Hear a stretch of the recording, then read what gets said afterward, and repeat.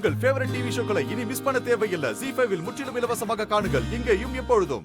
இப்போவாவது புரியுதா அவ என்ன யோசிச்சிருப்பா? கட்னவனும் என்கிட்ட உண்மையா நடந்துக்கவே இல்ல. அதே நேரம் வீட்டுல இருக்கிற மத்தவங்களும் தான் மேல உண்மையான பாசத்துல இல்லன்னு தான் நினைப்பா. ஏற்கனவே நடந்த சம்பவங்களால அவ மனசு நொந்து போயிருந்தா இன்னைக்கு நீ பணத்தோட போய் நின்னு அவ மனச உடைச்சிரு. ஒரு விஷயம் எனக்கு இப்ப புரியலங்க. நான் வீட்டுக்கு போய் எல்லா உண்மையும் சொல்லணும்னு நீங்களும் விரும்புனீங்க. இப்ப நீங்களே என்ன குத்த சொல்றீங்க. நான் உண்மையை சொல்லணும்னு நீங்களும் தானே சொன்னீங்க. கொண்டு போய் கூப்பிட சொல்லல. not at all. You can't treat a living person like this, நீலம். அவளும் ஒரு சாதாரண மனுஷிதான். அவளுக்குன்னு உணர்வுகள் இருக்கு. அப்ப என்னோட உணர்வுகள், என்னோட பையன். நீங்க அந்த லக்ஷ்மிக்கு போய் சப்போர்ட் பண்ணிட்டு இருக்கீங்க. அதுவும் ஏன்கிட்ட லக்ஷ்மியோட வீட்டுல எனக்கு நடந்த அவமானம் தெரிஞ்சுமா? அதெல்லாம் தெரிஞ்ச பிறகும் இங்க என்ன இன்சல்ட் பண்ணிட்டு இருக்கீங்களா? கரிஷ்மா இவர்கிட்ட சொல்லு. அந்த வீட்டுக்கு போய் எல்லாத்தையும் சகிச்சுக்கிட்டு கெஞ்சினோன்னு சொல்லு. I was begging. நான் லக்ஷ்மி கிட்ட இப்படி தப்பிச்சு கேட்டு நின்னேங்க. நீலம், கமான் நீலம், நீ பிச்சை கேட்டியா? நீ எப்படி அங்க போய் பிச்சை கேட்டிருப்பா எனக்கு நல்லாவே தெரியும். Shut up. யாரும் வாயை திறக்கூடாது. நீ பிச்சை கேட்டிருக்கெல்லாம் வாய்ப்பே இல்ல. பிச்சை போடுற மாதிரி பேசிருப்ப. I know your style of begging, Mrs. நீலம் Oberoi. I know your style. உன் பேச்சை கேட்டுக்கிட்டு அவ இங்க வராம போனது என்ன பொறுத்த வரைக்கும் நல்ல விஷயம் தான் சொல்லுவேன். ஏன்னா உன்ன மாதிரி பொம்பளைங்க அவளை பேராசக்காரின்னு சொல்லிடுவீங்க. யார்கிட்ட பேசுறீங்கன்னு தெரியுதா? எல்லாத்தையும் புரிஞ்சுதானே பேசுறீங்க? எனக்கு புரியுது. எனக்கு உன்னை பத்தியும் தெரியும், நம்ம மருமக லக்ஷ்மியை பத்தியும் தெரியும். அவளை நான் பொண்ணாதான் பாக்குறேன். அவளோட பழக்க வழக்கம் எப்படின்னு தெரியும், அவளோட குணமும் தெரியும். நீ அவளோட ஜாதகத்தை பார்த்துதான் ரிஷிக்கு அவளை கட்டி வைக்கணும்னு நினைச்ச. ஆனா நான் அவளோட ஜாதகத்தை கூட பார்க்காம என் புள்ள ரிஷியை நீ கட்டிக்கமான அவகிட்ட கை கூப்பி கேட்டேன். இந்த பொண்ணு மலிஷ்கா இருக்கால, இவ நம்ம ரிஷிக்கு பொருத்தமா இருப்பா.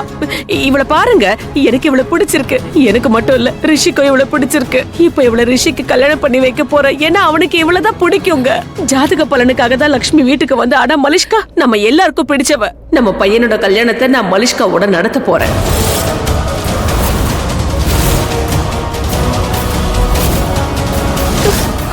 தேங்க்யூ. இது எனக்கு முதல்லயே தெரியுமே. இது ஒண்ணு புதுசு இல்ல. அப்ப இதையும் தெரிஞ்சுக்கோங்க. என் மகன் ரிஷி மலிஷ்காவை விரும்புறான். மலிஷ்கா தான் ரிஷியோட சந்தோஷம். யார் என்ன சொன்னாலும் ரிஷிக்கும் மலிஷ்காக்கும் கல்யாணம் நடக்கும்.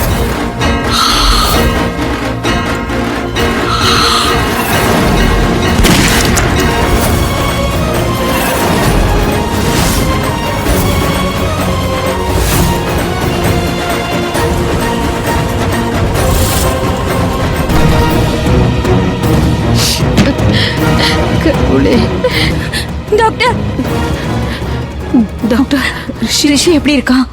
I'm sorry. பொய்யான நம்பிக்கை உங்களுக்கு கொடுக்க முடியும். கண்டிஷன் ரொம்ப கிரிட்டிக்கலா இருக்கு. அப்படின்னா நீங்க ஏதாவது செய்யுங்களேன். ஒரு ட்ரீட்மெண்ட் சரியில்லைன்னா இன்னொன்னு கொடுங்க. உங்களால முடியலன்னா வேற ஒரு பெரிய டாக்டர்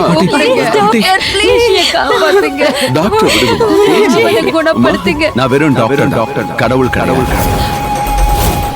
ரிஷியோட நிலைமை ரொம்ப மோசமா இருக்கு. எதுவுமே பண்ண முடியல. ட்ரீட்மெண்ட் கொடுத்துட்டு தான் இருக்கோம். நாம காத்திருக்க மட்டும்தான் முடியும்.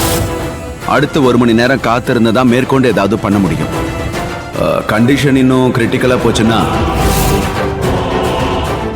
நாம ரிஷிய வென்டிலேட்டர்ல போட வேண்டியதா இருக்கும். Just pray.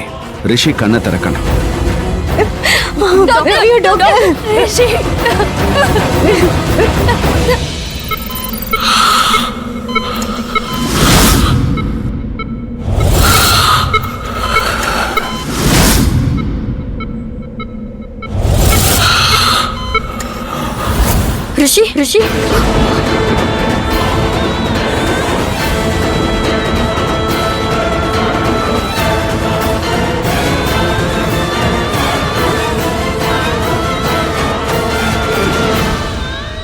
Thank God.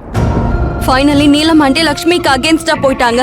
But எனக்கு ரிஷியை நினைச்சாதான் ரொம்ப டென்ஷனா இருக்கு. இத பாரு, எனக்கும் தான் நிறைய டென்ஷனா இருக்கு. ஆனா லக்ஷ்மியோட ஸ்டண்ட் தான் எனக்கு புரியல கரிஷ்மா. ஆமா, அவன் கண்டிப்பா திரும்பி வந்துருவான்னு தான் நினைச்சேன். இதெல்லாம் அவன் வேணும்னே பண்ற டிராமா தான். பட் எனிவே, இன்னைக்கு நான் ரொம்ப சந்தோஷமா இருக்கேன். ரிஷிக்காக அவ திரும்பி வர அளவுக்கு அவ ரிஷிய லவ் பண்ணவே இல்லை.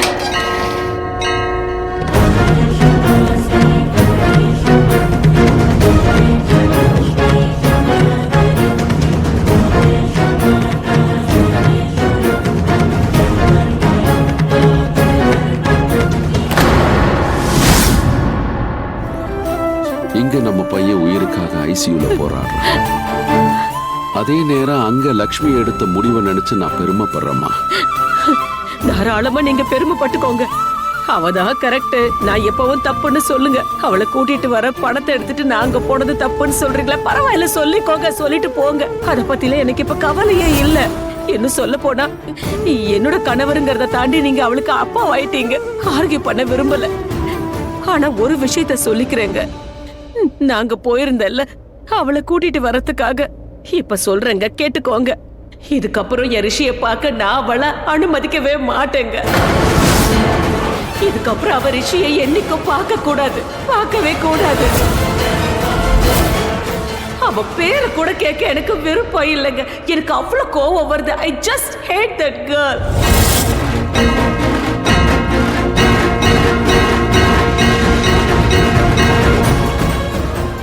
நான் அவளுக்கு ஒரு நல்ல ஆஃபர் கொடுத்தேன். அவ வீட்டுக்கே போய் கொடுத்தேன். ஆனா அவ நிராகரிச்சிட்டா.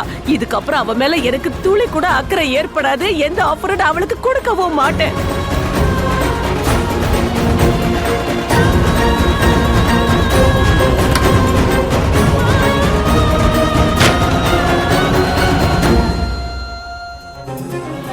நான் எதுக்காக பேசுறேன்?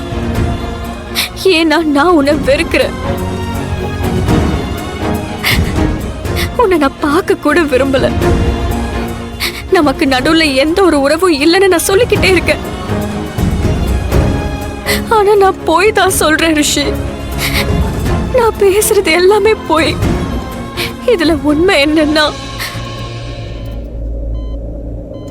நீ எனக்குள்ள ஆழமா பதிஞ்சிருக்க. எழுந்துரு ப்ளீஸ். நான் உன்னை கொஞ்சம் கூட பேச விட மாட்டேன்னு நீ சொல்லுவல்ல, இப்போ நீ பேசு. எழுந்துரு. எழுந்து உனக்கு என்ன வேணுமோ பேசு. அது எல்லாத்தையும் நான் கேக்குறேன். நான் வாயை மூடிட்டு இருப்பேன், நான் பேச மாட்டேன். ஆனா ப்ளீஸ் எழுந்துரு ரிஷி. நீ எழுந்துரு. எனக்கு உன் கூட இப்போ சண்டை போட்டாகணும். ஒரு மனைவிய போல சண்டை போடணும். நான் வந்து உன்னோட மனைவின்னு அந்த நர்ஸ் கிட்ட சொன்னேன். எனக்கு தெரியும் உனக்கு இந்த விஷயம் கோவத்தை தரும். இவ சரியான பைத்தியம் தானே நீ நினைக்கிற. நமக்குள்ள எந்த ஒரு உறவும் இல்லைன்னு சொல்ற. இப்ப என்னடான மனைவின்னு சொல்லிட்டு திரியிற. நான் அப்படிதான் சொல்லுவேன். ஏன்னா நமக்குள்ள 7 ஜென்மத்துக்கான உறவு இருக்குல்ல. ஜீ5 ஆப்பை டவுன்லோட் செய்து அனைத்து எபிசோடுகளையும் இலவசமாக பாருங்க.